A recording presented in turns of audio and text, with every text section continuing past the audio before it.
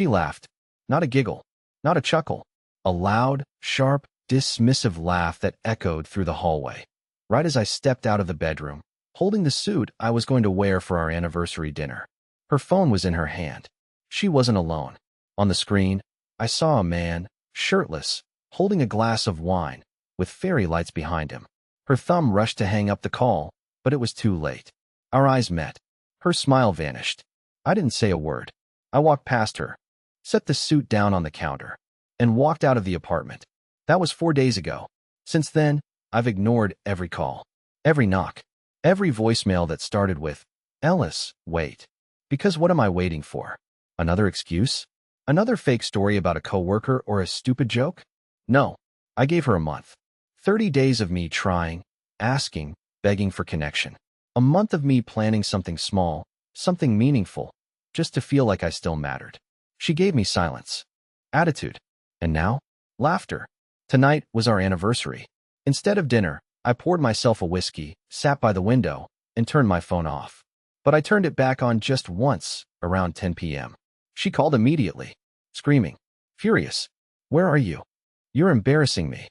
I let her talk. Then I answered, "I don't celebrate disrespect." Click. The night after I said, "I don't celebrate disrespect," she didn't come home. Not that I expected her to. But I did expect something. Maybe a note, a confrontation, an apology, even a lie. But no, nothing. Just silence. And suddenly, that silence felt louder than any screaming match we ever had. I spent that night staring at the empty side of our bed. Her pillow was still indented, her hair tie still wrapped around the lamp, her favorite hoodie still tossed over the chair. I didn't touch any of it. It felt like a crime scene, and I didn't want to contaminate the evidence. Around 3 a.m., I cracked. I opened her laptop. I wasn't proud of it, but I needed to see what had taken my wife from me. Needed to know what she was laughing at when I was standing there, dressed like an idiot with hope in my hands. The screen wasn't even password protected. Her email was open. The top message was titled, "You'd look better without him." My stomach dropped. I clicked it. There were photos, screenshots, messages, videos. Not explicit, but emotionally brutal. Dozens of emails between her and someone saved as some guy who apparently knew me only as the roommate. She complained about everything. My cooking, my job, my voice. She even mocked the time I cried after my dad died last year. He sobbed like a child. It was embarrassing. I shut the laptop. That line did more damage than any affair ever could, because I'd been grieving in silence, holding everything in so she wouldn't feel burdened. And all this time, she was laughing at the cracks in me, treating my pain like a punchline. But here's the thing. When someone stops loving you, they rarely say it out loud. They just start loving someone else louder. And that's exactly what she did. The day after I found those emails, I made dinner. Not for her. God, no. I wasn't that naive anymore. I made it for myself. A real dinner. Something complicated. Something that took hours to prepare. I wasn't hungry, but I needed to feel like I still existed in this house. Like something here was still real. I opened a bottle of wine we were supposed to share on our anniversary. Braised the lamb she used to request every year on her birthday. I even lit the candles. Same ones from last year's celebration, untouched in a drawer because we were too tired that night. But as I set the table, across from an empty chair, the entire setup looked like a funeral. Mine. Halfway through pouring the wine, I started laughing. Not because anything was funny, but because it was the first time in weeks I'd felt anything other than humiliation. It was bitter, hysterical, borderline maniacal. The laugh of someone finally accepting they've been holding on to a ghost. That's when the front door opened. She walked in, hair curled, makeup on, perfume thick in the air. Her heels clicked against the hardwood like punctuation marks, each one angrier than the last. She didn't even look surprised to see me. "What is this?" she asked, motioning toward the table like it was offensive. I didn't answer. I just stared at her. Not in rage, not in sorrow, but with the quiet realization that I didn't recognize her anymore. And maybe I hadn't for a while. Then she said something that finally snapped whatever thread I'd been hanging on to. "You're acting insane, Ellis. You're always so dramatic when things don't revolve around you." That's what she thought this was about. Me being dramatic. As if sitting in a dead marriage, ignored for weeks, discovering emotional betrayal wasn't enough of a reason to finally break. So I nodded. Once. Calmly. Then I sat down. Took a bite. Chewed slowly. Swallowed. "You're welcome to join me," I said. "Or you can go back to whoever it is. Either way, I'm done performing for someone who doesn't even clap." She stared at me like I'd spoken a foreign language. I poured a second glass of wine. She turned and walked out without a word. The door didn't slam. It clicked. And for some reason, that made it worse. After she walked out that night, quietly, almost politely, I didn't cry. I didn't drink. I didn't text anyone. What I did was strange. I started taking notes. I opened the Notes app on my phone and began documenting everything. Not because I needed a record for court or anything like that. No, this was something else. Something almost obsessive. I needed to see it all laid out. I needed to understand how I got from "I do" to "I don't even know who you are anymore." So I wrote, "First missed dinner, April 3rd. Phone flipped face down, April 7th. Password changed, April 12th. Started working late, a lot, April 19th. Stopped wearing ring, April 27th. Anniversary ignored, May 15th. Laughed during video call, May 16th. Door click, not slam, May 17th. It was stupid, but somehow it made me feel sane. Like if I could build the timeline, I could prove to myself this wasn't all in my head. That the collapse of my marriage wasn't because I was dramatic or needy or emotionally exhausting, like she once accused me of in a voice memo I found buried in her deleted files. And here's the thing. I wasn't even looking for proof of cheating anymore. I already knew. I'd seen enough. What I wanted now was clarity. I needed to stop doubting myself. Because living in a house where you're slowly erased, while being told you're imagining it, can do things to your mind. The worst part? She still came home. Not every night, but just enough to keep me wondering. One day she'd vanish. The next, she'd waltz in like nothing had changed. She'd hum in the kitchen, leave her shoes in the hallway, shower and sing off-key, like she used to when we were happy. It was almost cruel, this performance of normalcy, as if she were daring me to bring it up. I didn't. Not at first. I just kept taking notes. Because if I confronted her without proof, she'd gaslight me again. She'd say I was paranoid, say I was being controlling, that I was tracking her life like a stalker. No, this time, I was going to be ready.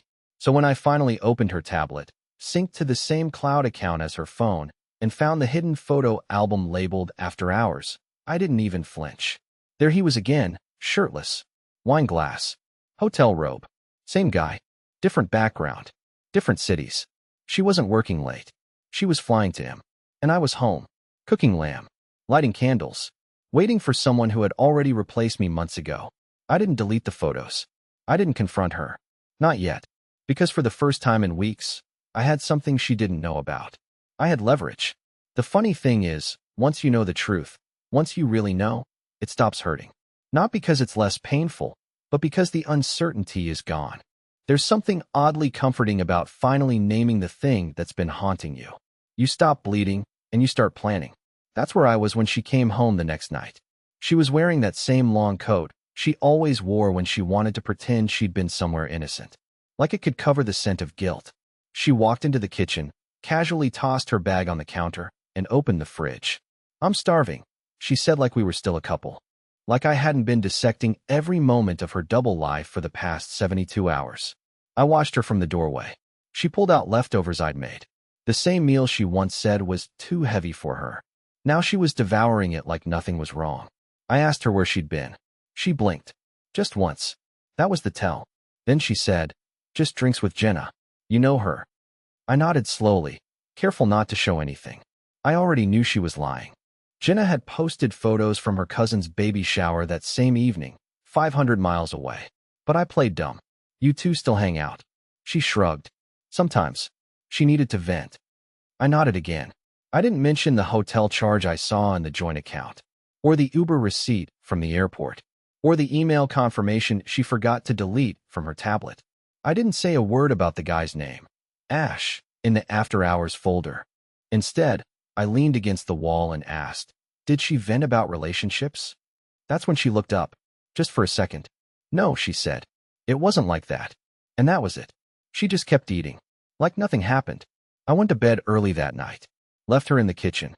I didn't want to talk. Didn't want to fight. I had what I needed now, the full picture. But something strange happened around midnight. I woke up, and she wasn't in bed. I walked down the hall, half asleep, and saw light spilling from under the bathroom door. And then I heard it, her voice, whispering, low, intimate, laughing softly. She was on the phone, with him. I didn't knock. I didn't barge in. I just stood there and listened, not to the words, but to the sound of the woman I married, talking to someone like he was home, like he was the one who knew her, like I never existed. And that's when I knew this wasn't about saving my marriage anymore. It was about writing my exit. The next morning, I left the house without telling her. No note, no text.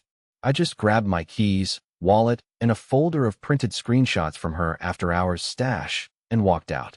Not because I had a plan yet, I didn't, but because I needed to know what it felt like to disappear, just for a few hours, to flip the roles, to stop being the one who waited. I drove to a coffee shop downtown, sat by the window, ordered something I didn't even want just to keep the table.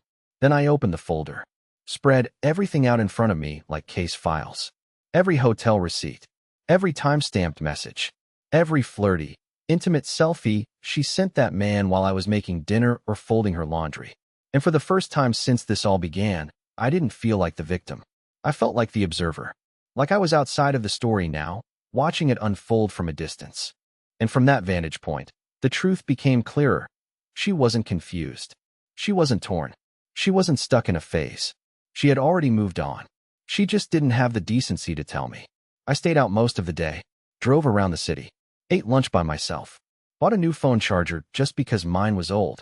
Pointless things, quiet things, but all of it felt like practice, like rehearsing for a solo life I hadn't dared imagine until now.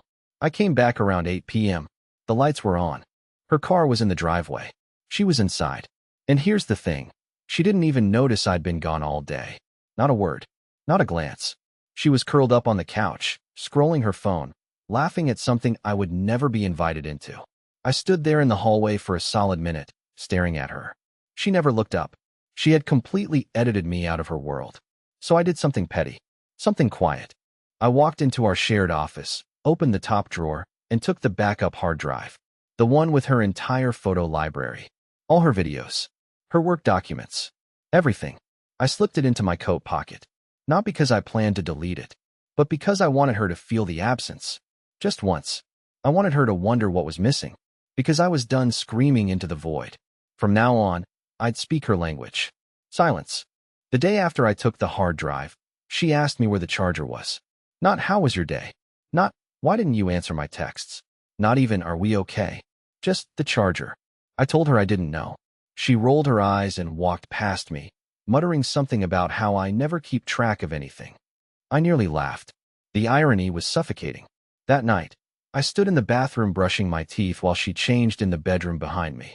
I could see her reflection in the hallway mirror. She was wearing something new, something she didn't buy with me. She sprayed a perfume I didn't recognize. Not once did she ask if I wanted to come with her. She didn't lie, didn't explain. She just grabbed her keys, checked her makeup, and walked out. But before she reached the door, she turned around and looked straight at me. Not into my eyes. Through them. Like I wasn't there. Like I was just a coat rack in the hallway. That look told me everything. She had already emotionally buried me. Now she was just waiting for the paperwork to catch up. She came back at 2:41 a.m. I know because I was awake. I wasn't waiting for her. I was working, setting up a second bank account, transferring what was legally mine. Quietly, strategically, no rash moves, no revenge, just preparation. Because when the curtain finally dropped, I wasn't going to be the one fumbling for explanations. I watched her from the hallway as she tiptoed in, took off her heels, and scrolled her phone with a smile she hadn't shown me in months. She didn't notice me. She didn't care if I did. And that's when it hit me. She didn't just stop loving me. She had rewritten me, rebranded me. In her mind, I wasn't her husband anymore. I was a roommate, a mistake, a man she tolerated because breaking the lease early would have been too inconvenient. So I stopped trying to understand her and started focusing on my exit. Because the final blow wasn't cheating. It wasn't lies. It wasn't even the fact that she shared her body with someone else. It was the look she gave me before walking out the door. A look that said, "You're already gone." 2 weeks after the last time she looked through me, I left. Not dramatically. Not in the middle of the night. No suitcases dragged across the floor. No confrontation. No final argument. Just one morning, after she left the house, I packed my things, loaded my car, and drove away with my windows down and the air finally feeling real again. I didn't leave a note. I didn't know her one. But I did leave behind the key, the old charger she asked about, and the dinner reservation I had originally booked for our anniversary. Same time, same table. 2 seats. Only this time, I called ahead and had them change the name on the reservation to 1. I went. Alone. And it was the first time in months that I could breathe without checking my tone. The waiter looked confused when I said I wasn't waiting on anyone. I smiled and said, "Not tonight." That night, I sat across from an empty chair that no longer hurt to look at. I ordered what I liked, drank slowly, took my time, and somewhere between the appetizer and dessert, I realized something.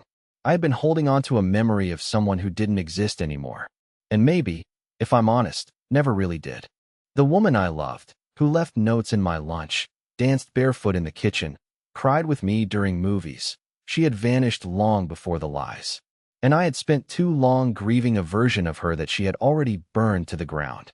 But now, I was no longer mourning. I was rebuilding. The silence I once feared, now it was freedom. The stillness in my new apartment, peace. And every night since, I've been setting my own table, eating what I want, sleeping when I feel like it, and waking up without that awful question hanging in the air. What did I do wrong this time?